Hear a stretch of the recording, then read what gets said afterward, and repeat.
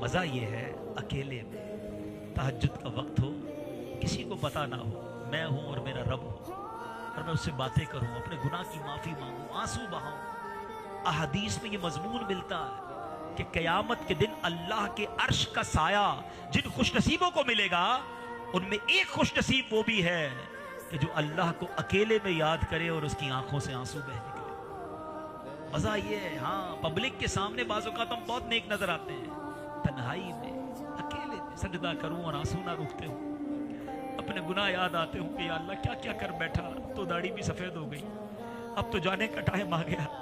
اللہ معاف کر دے، بندہ تیرا۔ آقا کی یاد آئے تو آنسو نکلے بہیں کہ حضور بہت دور ہوں آپ کے مدینے سے،